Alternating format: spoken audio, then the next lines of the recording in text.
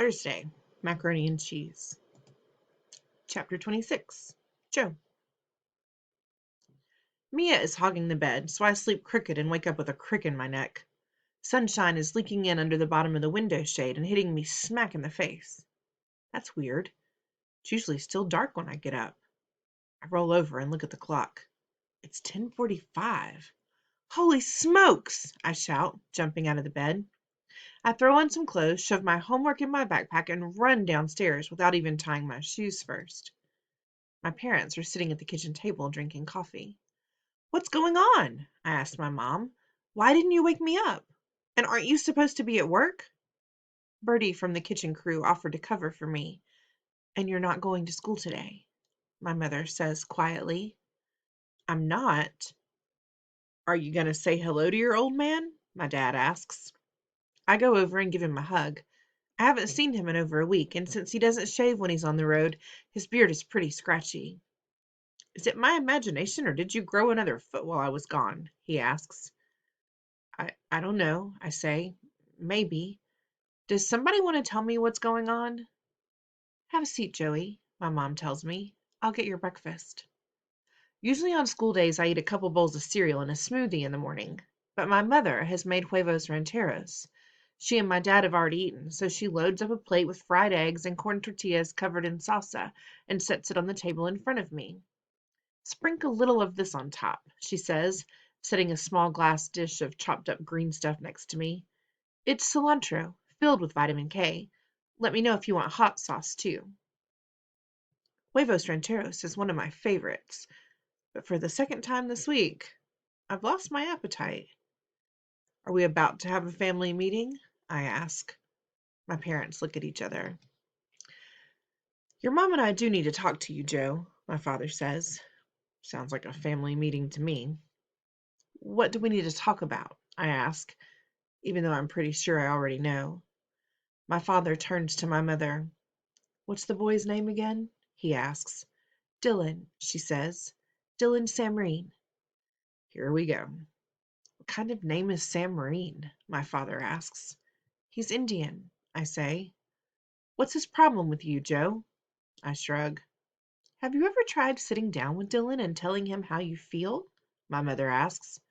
"Come on, Gracie," my father says, shaking his head. "Don't you know you can't talk to people like that? It doesn't work." "What are you suggesting, Kirk? That he punch the boy in the nose?" says my mother. "It would serve him right. These people come over here expecting to have it all. They ought to show some respect." "What people?" I ask. "Immigrants," my father says. "They are visitors in this country. Who do they think they are, pushing us around?" "Dylan's not a visitor. He was born here," I say. "His dad's a doctor."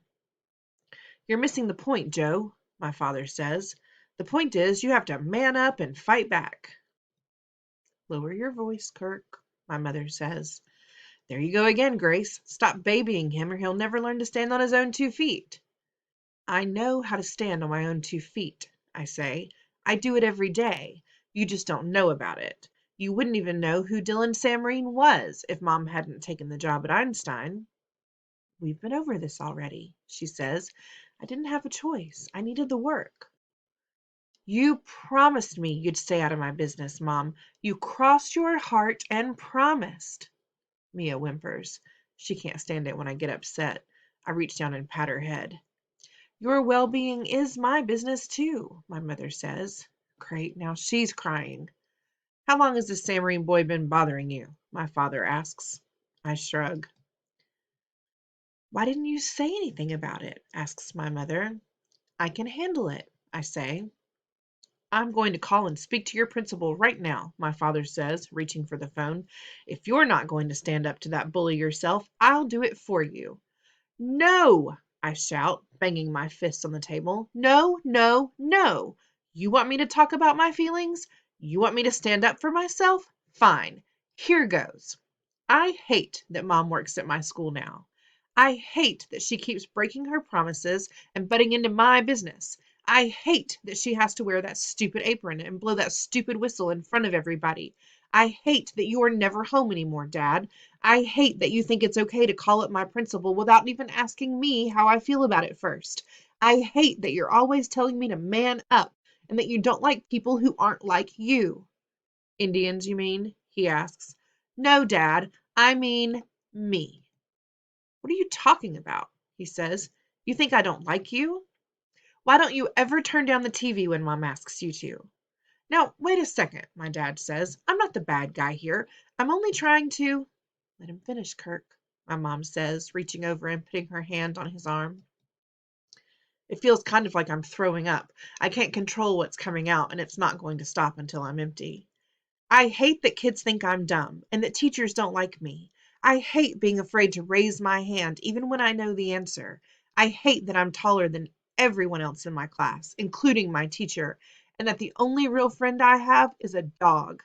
Most of all, I hate Dylan Samreen because he never, ever lets me forget who I am. That's how I feel. Are you happy now? I ask. Then I pick up my plate, scrape the eggs into the trash, and go upstairs to my room.